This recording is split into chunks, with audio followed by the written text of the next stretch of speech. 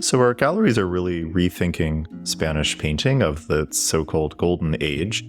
One of the ways we're doing that is to think of Spain and its capacity as a remarkably multiracial society in the 17th century, also one that is connected globally.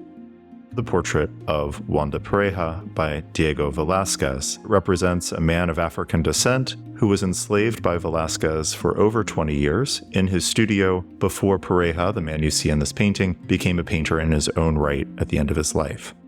What attracts me about the portrait is not just the familiar way in which Velázquez had portrayed his assistant, but also the way in which, by being an assistant to Velázquez, Juan de Pareja would have been in charge of stretching the canvas and applying those preparatory layers. And so clearly he had a contribution in the making of his own portrait.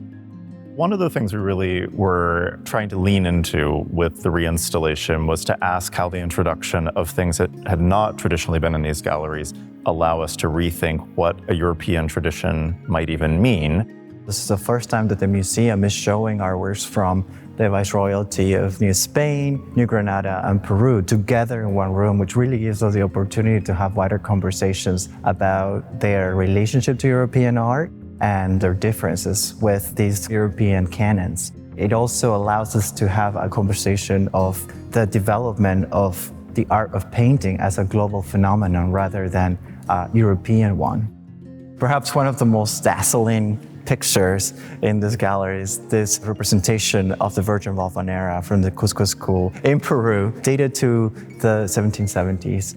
It's quite interesting in the use of an iconography that comes from Spain by a community of people from La Rioja province to venerate images of their local virgins.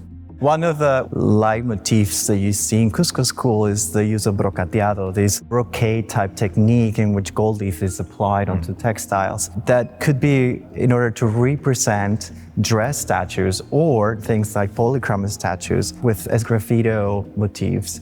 It's about texture and this idea of representation more so than accuracy that you would think in a term of perspective. That's what's fascinating, is to identify geographies and periods in time in which the assumed goals or priorities are not necessarily what they were in, say, Paris or Rome or Madrid. And that's such a refreshing way to look at the history of painting.